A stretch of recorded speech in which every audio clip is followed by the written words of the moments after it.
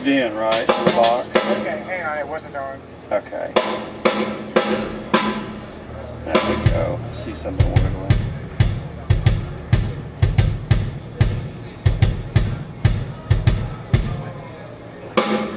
I was in music programs. I was in band, and I got in a little bit late because I guess I just didn't know I could join when I was in the 6th grade, but I joined when I was an 8th grader and got in the music program. And so I always had a real interest in music. I grew up, singing and playing and instrumental groups and things like that. But music was something I've always been akin to. My family I grew up in a family that listened to music, and my dad sang a lot, so I was exposed to lots of music, especially from their era, which was right after World War II. So I grew up listening to your Bing Crosby's and your Nat King Cole's and even earlier music. I was just something I was kind of exposed to. So anyhow, I was in 8th grade. I joined the band and learned how to play an instrument. I learned to play clarinet. That was my main instrument. I was trumpet. And and I stayed with clarinet pretty much through high school, and switched over to saxophone so I could play in the jazz band because I wanted to play in the jazz band. And I kind of learned a few other instruments, but clarinet and saxophone were the main instruments of mine. And so when I got to high school, we had a new director that came in, and he was from South Texas and had some outstanding bands for a number of years that have won the honor band process. And so he was into recording, and he had a friend of his in Corpus Christi that had she did recording. She did school recording. So I don't even remember her name, but that was his source for buying equipment. And he bought a semi-pro Ampex recorder that had 3 heads, that you could do sound on sound with, and bought some Electro Voice 666 microphones. Those were the microphones, And we started doing recording, and there was myself and another guy in the band that were real interested in recording. So we kind of became the proteges for doing high school recordings. Right. And that's what we did pretty much. He was our director the 4 years I was in school. And so we started doing recording, and that's probably the first time that I had a chance to really work with recording. But I got to work with good machines. I mean, I didn't start off working with something that was not very good, reproducing frequency response. And we had fairly decent microphones. Right. We didn't have condenser mics, but the 666s were basic stable microphones that you could get a decent recording out of. And so, we experimented with sound on sound recordings, and sort of you could kind of do overdub-ish type things where you recorded something and then played that back and then added something to it. And we were kind of electronic. Let me watch out for this microphone. We were kind of electronic people that we liked to fiddle around and build kits. And back in the 60s, when we were in high school, there was a lot of really good kits that were available for amplifiers, and you could build tuners, you could build tape recorders. I had a friend of mine in town that built a tape recorder. And, I ended up building a lot of kits like that through high school. My wife and I, before we were married, built a television set, a colored TV. Heathkit had a... And the relationship continued. Right, and I talked her dad into saying, yeah, let me build your color TV you want to buy. So we built it over the Christmas holidays, and there was a guy in our hometown that worked for the FCC. He was a tech, and so we took it over to him, and he had all the gear to really fine tune it and get it, color gun aligned and where it worked. I don't know if it ever worked if I would have used the Heathkit manual to align it. But anyhow, that was kind of my high school experience of getting into audio work, between that and building electronics. And then when I got into college, I just kind of continued to, I had some equipment, and I continued to do recording, but I bumped into a guy when I was in college years. Is it still in Corpus? No, I grew up in Hillsboro, which is up close to Waco. Okay. And when I was in college, I went to school at Hill Junior, which was a school there in Hillsboro, and I met a guy who was doing recording, and he lived in Austin, Texas, and his name was Roy Poole. and he had a company called Austin Custom Records, and he was doing all of the UIL recordings all over the state at the time, doing a lot of university recording, and he was kind of like a music man kind of guy. He was like the Mr. Sales guy. He was, he was always peddling something beside recording. It was like he had the latest health gizmo, or he had the latest device that you could hook up to your car and get better gas mileage, or he always did something besides recording. And so he was kind of like this guy that comes into town and says, well, how about recording? And then, well, how about I can sell you these health pills, or how about maybe I'll get you involved with this device that will help your car get 20 miles a gallon instead of 10 miles a gallon. And so I met Roy, and he was always looking for young guys, to work for him for free, and so I volunteered. I actually got paid, I think, something, but that's how I really got started in recording was through Roy Poole. And one of the reasons I probably ended up moving to Austin in the late '60s after my wife and I married was because of Roy and my experience with him, and I met three other guys, or two other guys that actually worked with Roy at the time that became partners with me, and as well as another guy that was a childhood friend up in Hillsborough, and we came together and actually formed Reelsound about a year after we moved here. Actually, yeah, it was about '69 by the time we got started. And that's how Reelsound got started. It was actually 4 partners, and we started out with very little, and everybody was working another job. I was going to college, and the other 3 guys all had full-time jobs. Wow.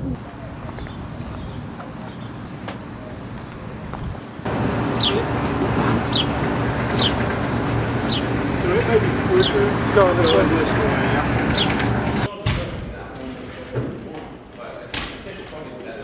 We're not going to have anything heavy on it. We're going to put a mic stand that goes up and over, just going to be standing in a overhead stand.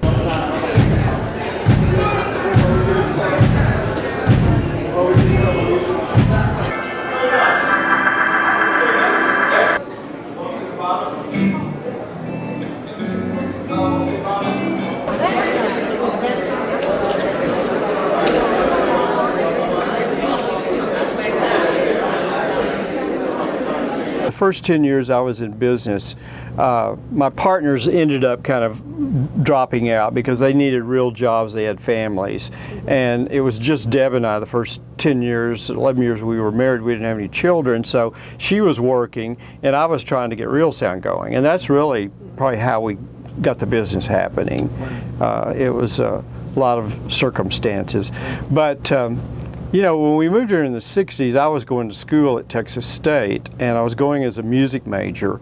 That had been my major when I was at junior college, so I got a scholarship to Texas State.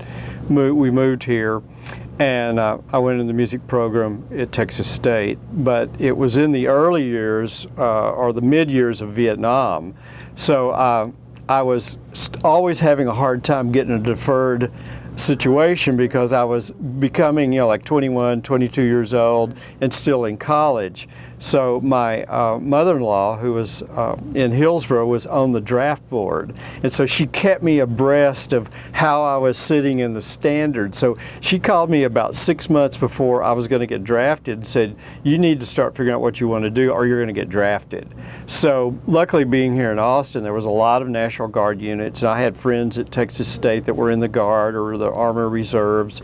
And so I started talking to them and I said, well, what would you suggest? And so I had about 5 or 6 different units that I visited and finally decided on a National Guard unit. And so that's basically about 9 months of my life during that transition was I went off and did the National Guard thing and then came back. But no audio or anything? No audio during that time period, and that's when the partners in Reelsound really dropped out. The guy who was my main friend for a number of years in Hillsborough really got to the point that he just couldn't see spending any more time, and he kind of kept the business going. We bought some equipment during that time period. with the help of my father-in-law, co-signed a note to help us. So when I got back from the military service, I was kind of in between semesters. I couldn't go back to school because it was too late to get in, and all the partners had fallen away, and we had this loan that my father-in-law had co-signed on. So it was like, well, maybe what I'll do is I'll just see what I can do with Reelsound for a year, and if I can, get it where it's making some money, at least I can pay off the note, and my father-in-law will be happy with me. So what was the initial equipment? the initial equipment was, we actually got in touch with a guy out of Nashville, and we bought professional equipment. We bought some Ampex 440s. We bought some MX. I think they were MX10 mixers, the solid state version. We bought some AKG 451s, and I bought a pair of these LA 3As that I've got down here. And that was kind of our initial thing, is we bought a couple of portable packages that we could take out and continue to do high school recordings. 440. And they were good, they were in portable cases. Right. And they were heavy, Right. but they were pro machines, and a lot of the microphones that I've got left from 451s are all from that era, the late 60s. They're the ones that everybody wants nowadays. They have transformers in them, and they're, you could still sort of keep them working. Right, you could finance your work on selling them. But that was equipment, and it wasn't a huge loan, but I mean, it was substantial enough that I didn't want to, have my father-in-law have to pay it off. Right, so right. that's what I did, and that's kind of how Reelsound really got on its feet. And the interesting thing is that was about 71, 72. And that's about the time that the music business started bubbling in Austin. We started seeing people like Willie Nelson move to town, and Jerry Jeff Walker came in, and Michael Martin Murphy moved in, and more people. Rusty Weir came in, and Guy Clark, and we already had some people that were, doing things. Janis Joplin had already done her thing, and she was a hit, Right. and she was no longer here.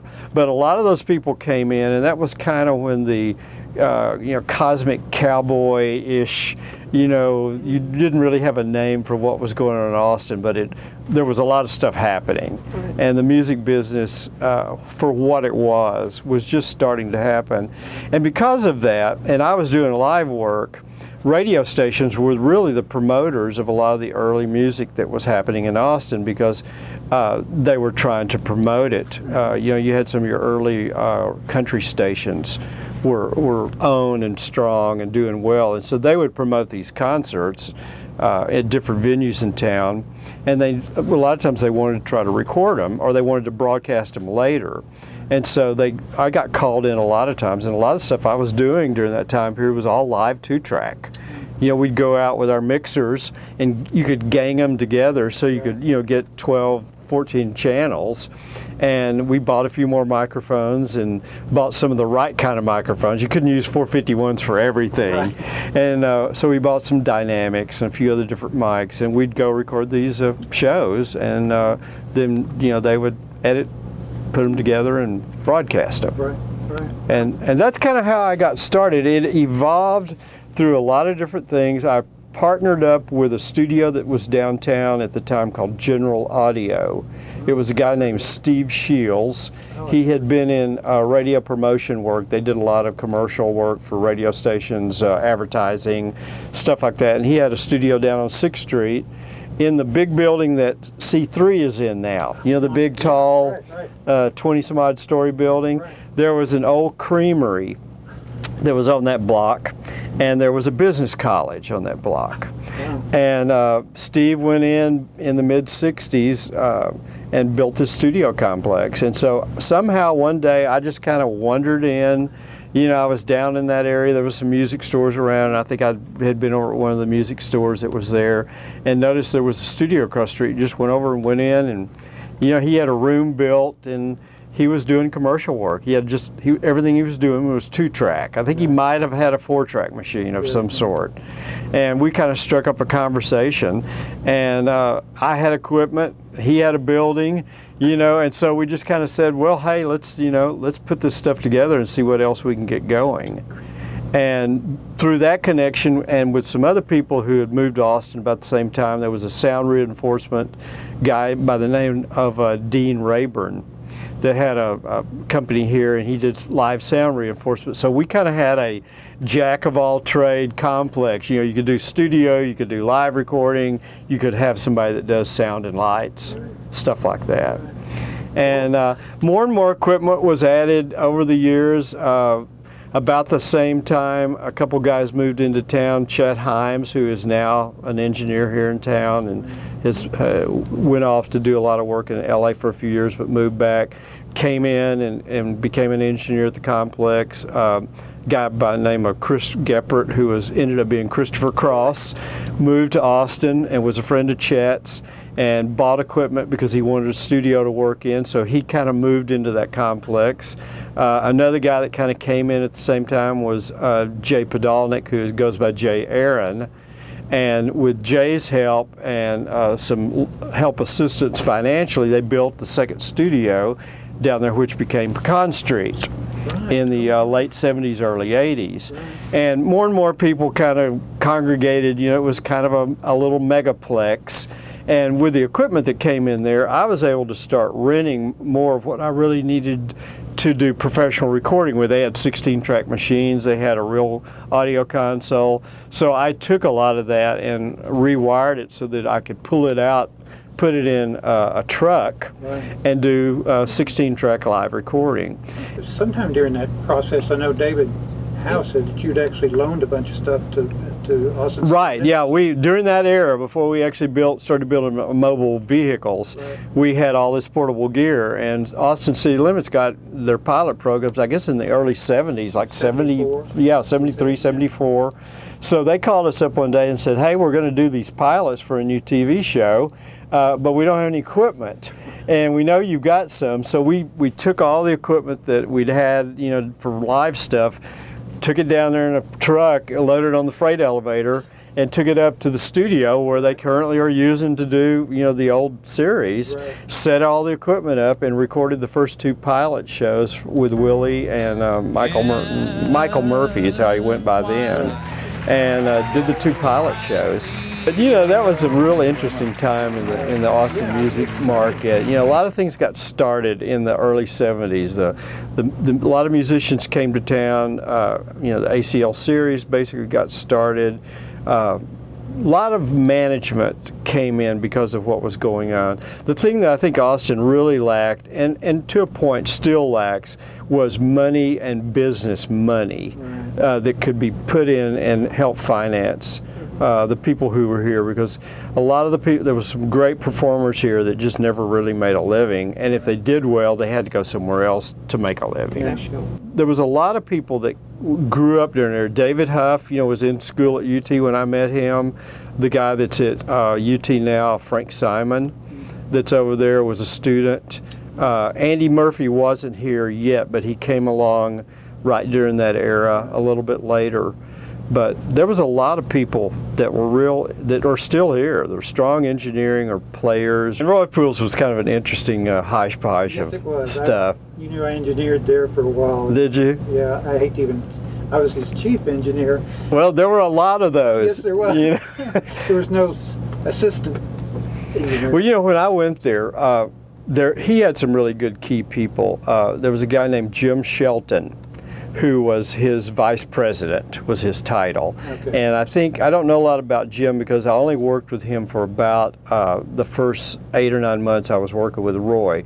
But Jim was the mastering engineer. Roy had bought a Neumann lathe and was cutting disc, and Jim basically learned to master on that. And they didn't have all the equipment, like as usual. Roy didn't buy all the pieces of equipment he should have had, and he didn't use any limiters. And they kept burning out the cutter heads. The cutter heads were like $5,000, and you know, which is like probably $50,000 today. Right. But anyhow, they didn't buy the limiters, and so finally they figured out, hey, we need to buy some limiters to put on this so we don't burn out the cutter head. Exactly. And anyhow, Jim ended up moving to New York and went to work with several really keynote people that are now really big-time mastering engineers. And Jim stayed in New York for a number of years and ran a record pressing plant.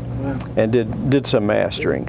But anyhow, Paul Harrison also is another guy. I don't know if you ever met Paul. I was trying to remember who was the engineer when I came in there, because he was leaving and he spent several nights with me. Paul was there. Paul was probably the next guy that I really met at Roy's place. And Paul went into radio and spent most of his life doing radio, and then bounced down to studio work. Doesn't sound familiar, but yeah.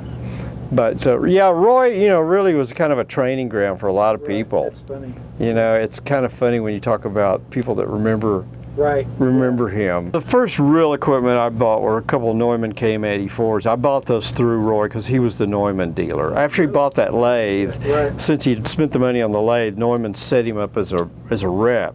So a lot of the microphones that he purchased during that probably late 60s, 70s was because of his Neumann dealership. I've got pictures of that lathe. Yeah, I just wonder where that ever went. I don't know. You know, it bounced around, and they had a couple different cutter heads. They had a mono cutter head for a while for it, and then they bought the stereo head. And but after Jim left, there really never was anybody that really understood the cutting process. And I think he had to end up selling it just because he had a loan on it. It was never used. No. It was a nice piece of gear, but nobody knew how to use it.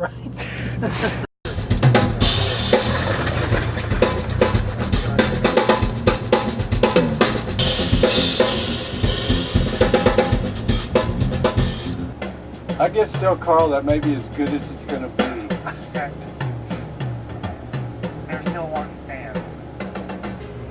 The old guys. Yep, they still work. That's good. Tell you what, they've got some people with some pipes in this group. Do they? There's a couple people that are like, keep up with the 357 Magnum. Oh, good grief. I mean, just like incredible amounts of volume. Wow. So when did you finally get into an actual truck? Well, after doing the rental truck and putting the equipment in, doing that, it became a lot of work to do those jobs. It would take a day just to get all the equipment out of the studio and then get the truck ready. And we always had about 3 trucks that we rented from the same company. And over a period of time, we had all the same screw holes in the inside, because we would go in and put up insulation and do pegboard and really try to make it acoustically workable. I mean, it was a truck and it was a tin can, but I did as much as I could, and I did that for 3 years. And we weren't doing a lot of work, but I was doing enough work that I could see that I either needed to quit doing what I was doing or build a truck, because it was way too much work to do it the way I did it. Because even a one-day job would always be a 3 or 4 day adventure setting up and to get it going. And we had it set up pretty nice, and we did quite a few projects. It's interesting that one of the first projects that we worked on in the truck was a Ted Nugent, who was a big rock and roll metal artist at the time, that was platinum artist, you know, was huge in that market genre. And we recorded some shows for him in San Antonio, and they ended up on this double live Gonzo album a couple of years later that went like, you know, 10 times platinum. And it was the first platinum album. It was the first album I ever got any recognition on. It ended up being that it's still selling. And it's funny because I'll mention, people will look at my bio and they'll see that double live Gonzo. I listened to that when I was like in elementary school, you know, and they're all like, you know, wow. But anyhow, I did that for about 3 years, and then finally I said, it's time to build something. So we started looking at vehicles. I was fortunate that Armadillo World headquarters was going strong during those years, and a lot of recording was taking place there, and it was a lot of trucks were coming in from Hollywood. So I got to see established mobile audio trucks. Few came from New York, but for the most part they were California trucks. And so every time a session like that came in, I would always go down and meet the guys, talk to them, see their truck, you know, kind of make some mental notes about what I liked, what I didn't like. And I was already doing enough recording that I had a pretty good handle on what I wanted to see in a truck. And so I started looking for vehicles, and we looked at everything. We looked at, you know, bookmobiles. I didn't want to buy anything brand new because I really didn't want to spend a lot of money, because I wasn't sure it was going to be something I wanted to hang on to. And then I started looking at road buses. And a friend of mine said one day, told me, you know, you ought to look at road buses. Those are good heavy-duty vehicles. They carried a lot of weight, you know, because of passengers, and most of them were diesel engines. And it was a short enough. A lot of the ones I was looking at were very short. They were the flexible types, like Alvin Crow used to drive around in with the, you know, big air scoop on the back. So I started looking at flexibles, and there was a bus company in Waco called Central Texas Bus Lines that ran about 40 or 50 of these buses, and they'd been running them for about 25 years. And I went up there because they had some for sale and looked at them, and they were okay. And I really probably would have bought one from them, but I kept looking in the papers for vehicles, and I found one in Corpus Christi of all places. A guy a guy down there had a weekend country band that he toured in. And so one weekend in early May, on May the 9th of all times, today, my father-in-law and mother-in-law and my wife and I all packed up and made a trip down to Corpus to see this vehicle. And we ended up buying it. And it was the ugliest thing you ever saw in your life. It was, the guy had hand painted it, brush painted it, metallic gold. And he had painted it inside and out. So everything was metallic gold. And they had taken most of the seats out because they'd created some dressing rooms in the back, and they just, like, you know, put cardboard up over the windows. And you know, but mechanically the guy had taken good care of it. It was everything I wanted, and it was very reasonable. I think I ended up paying, like, you know, $2,500 for this bus. And so we cranked up and we drove back on the night on my wife's birthday. She always says, "You bought that bus for my birthday." But we drove back to Austin, and we immediately went by and honked, got a big air horn on it. You know, we pulled up in some of our friends' houses and blew the air horn. They came out, and we had all our friends, and we drove around all afternoon when we got back to Austin in this ugly bus. But that was how we got started. And I found a company here in South Austin that was a Bluebird Bus Company that built high school buses. And I took it over there and I said, here's what I want to do. I want all the windows taken out. I want sheet metal, you know, whatever. And they had some warehouse space. And we basically built the bus there. And I've got a few photos I'll quickly. And maybe repaint it? Yeah, actually, let me show you what it looked like, because it was kind of interesting. This is what the bus looked like when we first had it redone. We painted it kind of a light blue color and had the old logo on it. And then later, it got repainted to this. And this is the way it looked when it went through the flood. This is a project when I actually had 24 track machines in the bus. I had a beard. I've got the scrapbook of all our early days with the Ampex 440s, and when we used to haul around 8-track. We had an 8-track Ampex that came out of the studio. Here's an early picture of Chet Himes when he was working with us, a couple of other guys. This is an early picture of Chris Geppert when he had an afro. See, look at that. But Chris bought an MCI console, and he bought a 8-track machine. That was his first combination. So with that equipment, that's what I really started building. Here's the console, JH16, 16 input. And this is inside that truck I was telling you about. We would just, you know, haul equipment in there. We had a MM1000 Ampex, 16 track, you know, with the 8 tracks on top and 8 tracks on the bottom. It was an old VTR television deck that Ampex had converted. And basically, here's a picture of Ted Nugent on that tour I was telling you about back in his early days. And our first Ampex Golden Reel Award was the Ted Nugent Double Live Gonzo. So we got this letter from them. But anyhow, here was what the bus kind of looked like inside. We had basically went in and mounted our console. I bought an MCI 428, and we had all the outboard gear. And I didn't buy any multi-track machines for a while. I just rented for a couple of years because nearly all the machines were 16-track at that time. But I knew that 24-track was the next step, and I didn't want to invest in a machine that I was going to have to upgrade. So I just rented, and it was really the wise thing to do because I was paying for a console, I was paying for a lot of the equipment in the bus, and I was paying for the bus. At the bus company, you know, they stripped it, they repainted it, they did all the stuff, and we tried to clean it up. It was a pretty cool vehicle. There's another picture of it. But that was basically the unit that I used from about 1976 till about 81. And during that time period, we did a lot of work with the bus. I mean, it was just kind of the vehicle. So we had that, you know, about 5-year segment in there that we were probably doing, you know, 7 or 8 jobs a month, and they were all over the country.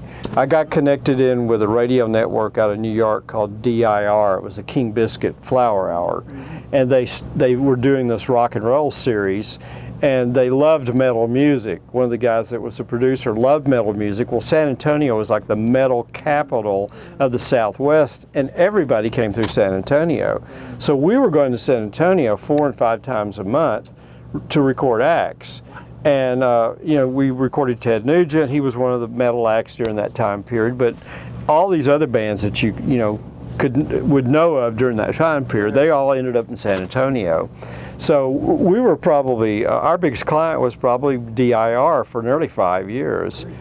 And during that time period, the bus was great, and there wasn't anything wrong with it. But I just had visions of something else. Right. I really had visions of something like this. Right. Yep, good. Okay, I think we're good. They're actually working.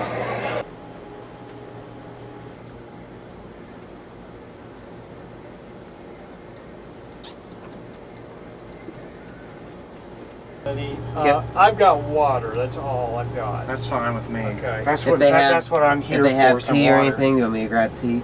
Sure, and I'll take an iced tea if they have. Okay.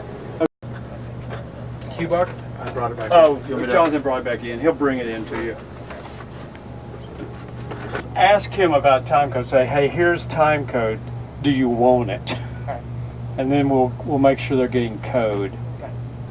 Come over and just kind of make sure these guys are not in the overload setting, and then we'll hold off starting these until the thing really starts. Okay.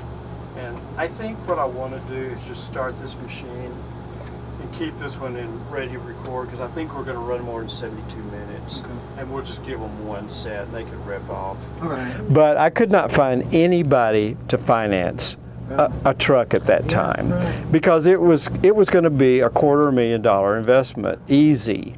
And you know, I was sitting in a vehicle that everything I had invested was maybe $45,000. So to try to go find a bank to loan me the money to build something like this was just a joke. And I tried, you know, I went through everybody I knew. I had good credit, we were working, you know, we had a good track record of income, but you know, there was no way. And so I was working on a project at the time with Jay Podolnik. He had a rehearsal space down on south, I guess it was North Lamar, between 9th Street and 12th Street.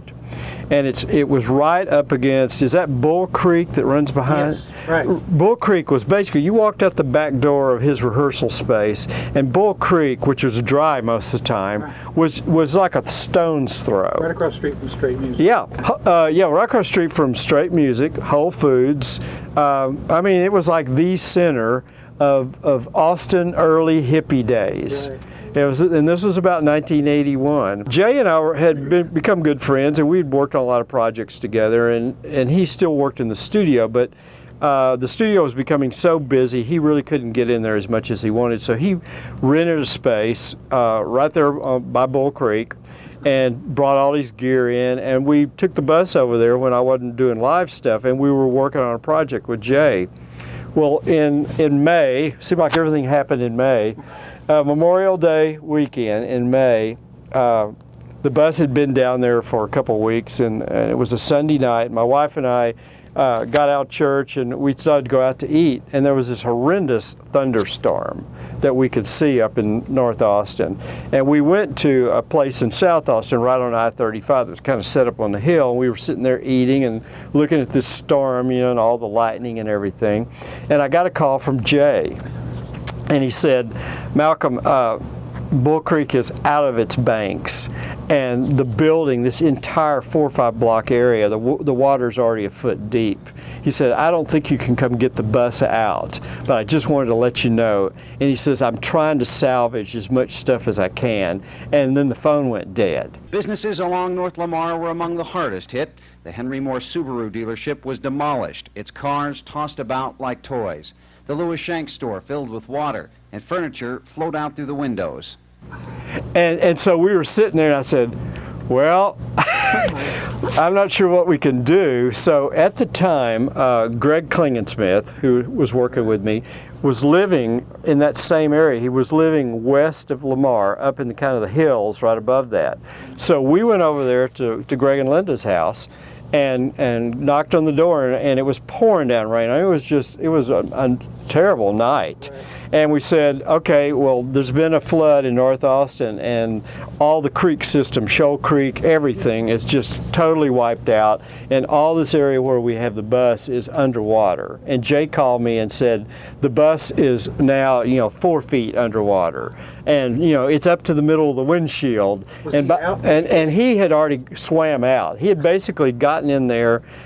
He was working, and when he heard about what was going on, he went out and just flipped the breaker off on the bus because all the equipment was on. He shut the door, came in, and immediately started trying to get all his gear up in the attic. And he had a grand piano in there. He had no telling how many thousands of dollars worth of vintage guitar amps, guitars. My mic chest was in there full of, no telling what all, probably $25,000, maybe more dollars worth of microphones, and all the equipment was in there. And he basically just closed the doors on the place and swam out to get to high ground. And so we just stayed at Greg's until about 10:30 or 11.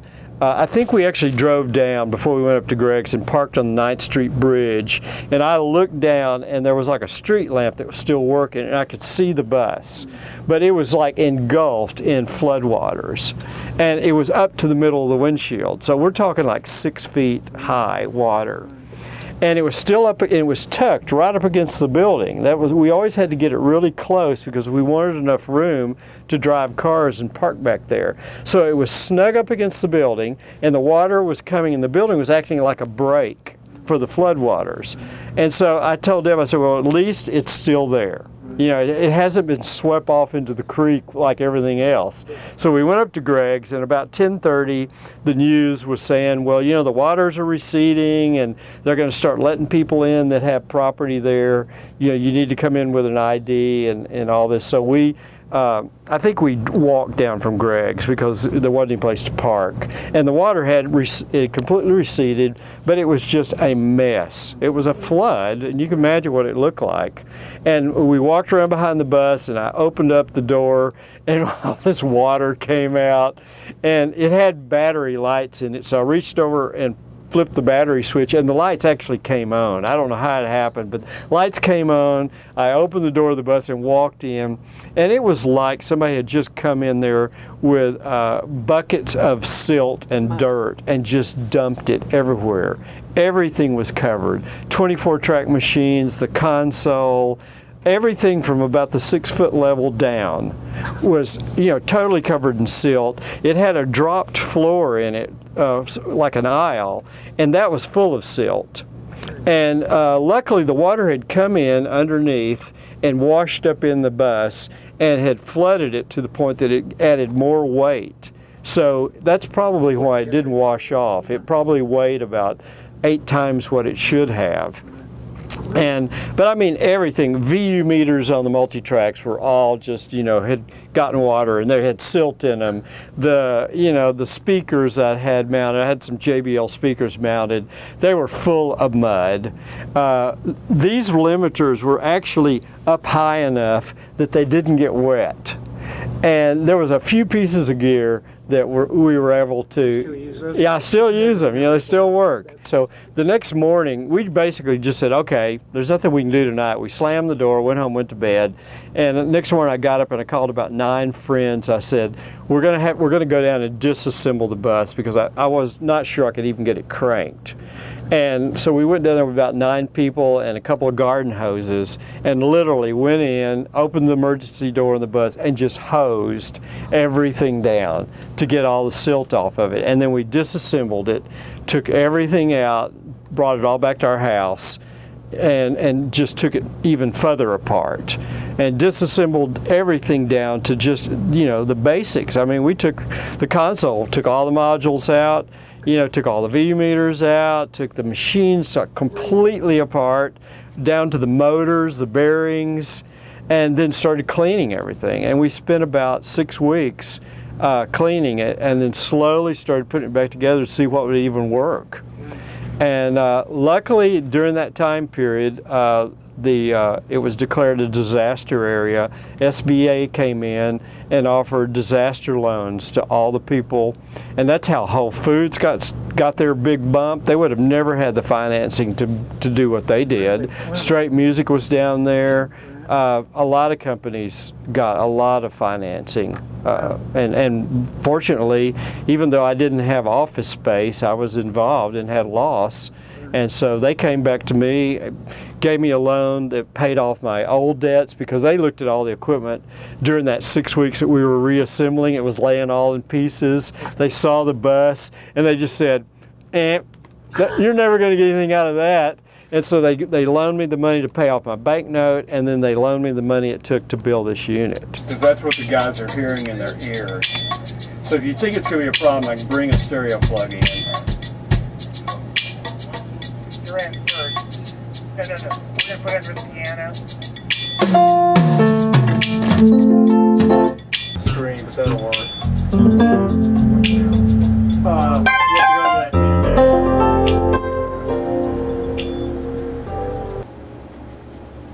I guess tell Carl that may be as good as it's going to be. Okay. They're still wanting stands. Yeah, well, maybe they can find them somewhere. Well, I mean, all I can think of is see if we can break them out of the box. Yeah, but they're so big. They're those big tri-leg things. Well, that's what they're using out here, too. Okay. It took about a year and a half from the time of the flood to get this unit finished. Wow. We really got everything pretty much settled. That happened in May, and by September, I had the loan and I had the money. Wow. And so we seriously started looking at vehicles. Right. And again, it was a process. We looked at some vehicles all over the country, and I knew I wanted a trailer, but it was a matter of finding. I really thought I might be able to find something that somebody had started, and I could just pick it and kind of do what I wanted to, but I never did. Never found anything that was.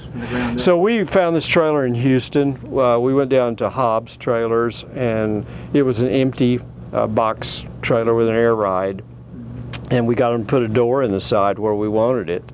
And I had Pecan Street had just had Tom Hidley come in and do all the acoustical rebuilding of that studio, and I liked what they did, and I knew those guys, and so I basically went to Sierra Audio once we had financing and said, I want a truck. Here's what I got. Here's the box, right, and this is what we got to work with.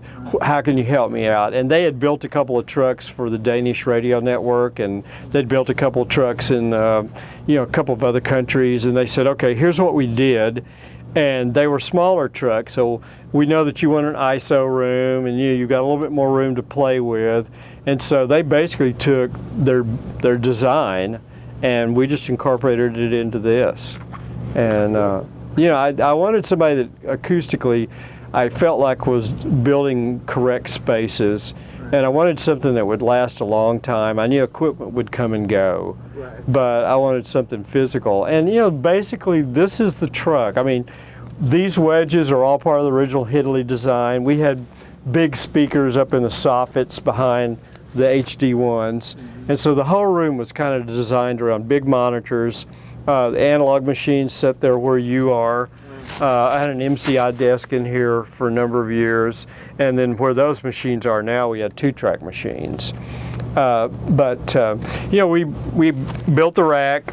Stuff was added. You know, I've kind of added as I needed, and as we kind of got into it. We rented a warehouse over in East Austin, and pulled the truck in there, and basically set up shop. All the wood was out of a wood company here in town. It was all raw, unfinished, and the guys came in with all their equipment, you know, to plane it and cut all the tongue and groove and basically, you know, it was a jigsaw puzzle. This is kind of the process of building the truck, and you can see from the inside, you know, we went in and there's baffling up above all the ceilings for the sound panels that were part of the design work.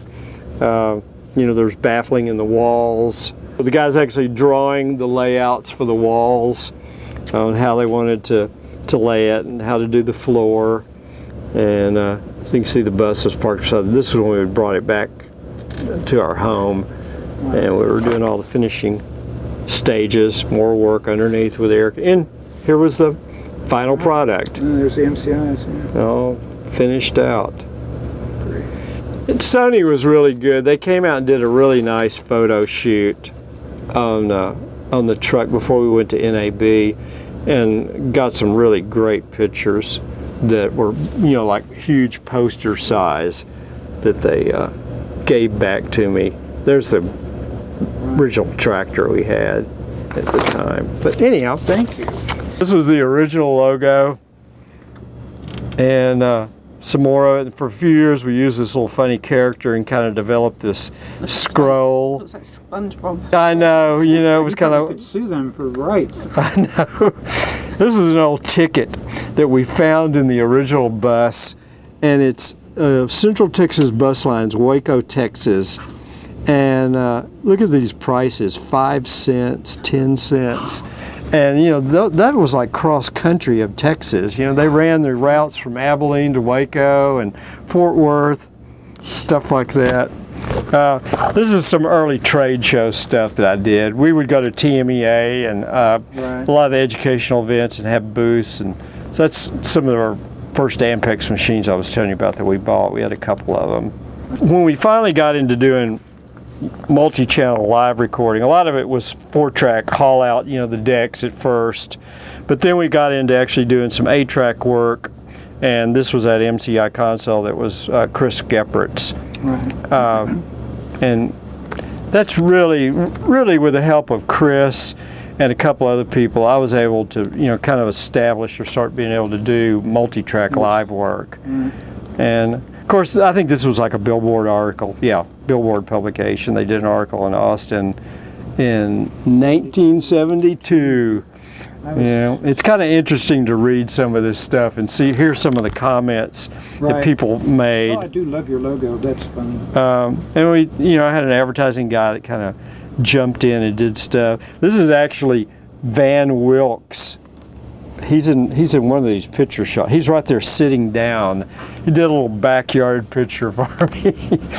I tried to get Eric Johnson, a couple guys like that, but it never worked out. So Van came over one day, and there's the inside of the bus when it was actually put together like it should have been. Oh, wow. And just little clips of, you know, different artists that we were working with at the time.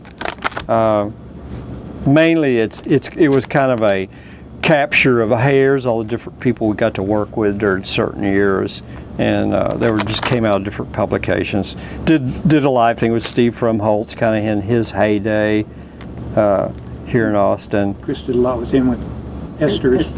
Yeah, and I got some stuff on Christopher Cross since he was a good friend at the time. Here's a picture of Johnny D from Johnny D and the Rocket 88s. We did a project with him out at his house. That was part of that radio show series. We had recorded the Rocket 88s at a club, and I would run multi-track on every one of those just for the fun of it. Right. Well, they actually came back and said, you know, we really liked that live thing that we did. we want to mix it into an album, and then we want you to bring the bus out to our house. So I took the bus out to his place in Oak Hill on and off for about 6 to 8 weeks, and we did a studio record. So it was half live, half studio from his house. There's a picture of him in there. Some newer logo stuff. That's a great logo. That's the one you stayed with. Yeah, this is the one we stayed with. I mean, it's kind of outdated because nobody knows what tape is anymore. But I've just kind of stayed with it, you know. It's a good logo. And some more things about artists. I don't know how many more pictures we've got. It's another bus project. We had this whole little book that was put together was mainly done during the years that I had the bus. So a lot of the data that's in here is from that. Bus period. Yeah, the bus period. I think one of these is the Ted Nugent Platinum album, and the other is this group right here, Frankie Beverly and Mays, which was a R&B group that we recorded that had an album that came out. This is a guy that we recorded about 5 years ago that wanted to do analog. He called me up and he said, you know, remember when we did that project in New Orleans back in 1981? Oh, yeah. And this was like 2008. He calls me and he says, I want to do another one in Dallas, and I want to do it all analog. So I had to load the machines back on the truck and wake them up after being asleep for 5 years and get them working. And we ended up doing it. We did it on radar also.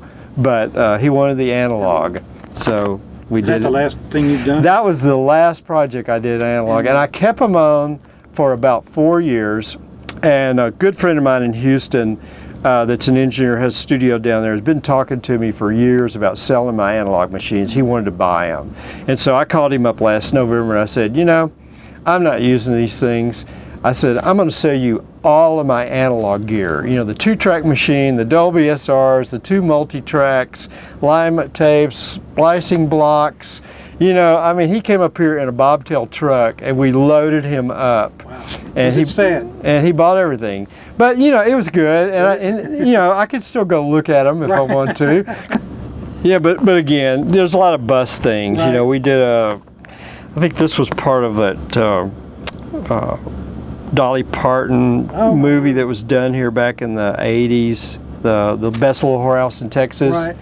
We worked on a lot of the Wasn't Floyd Domino in that? Yeah, I think so. And the Hyatt Regency had just been built. This was, we all had to put tuxes on because they had a big party at the Hyatt, and we recorded that for part of the broadcast. But this was the very first job we ever did with a truck. We put this on the road in '82. And it was at Billy Bob's in Fort Worth, and TBS Turner Sports came in and brought their truck in to do the video, and it was with the Mandrell sisters and Donnie and the whole gang, and it was shot up at Billy Bob's. You've done some cool gigs. And then this is when the bus had moved to the Northeast. See, Reelsound relocates. Right. So this was a lot of stuff that was being done, you know, up on the East Coast. This was one of the shots that Sony did. Okay. It's kind of a glamour shot, I call it. Right, glamour shots for real world. Right. But that's about it. You know, the rest of it's just kind of more stuff that hasn't made it into the pages of history.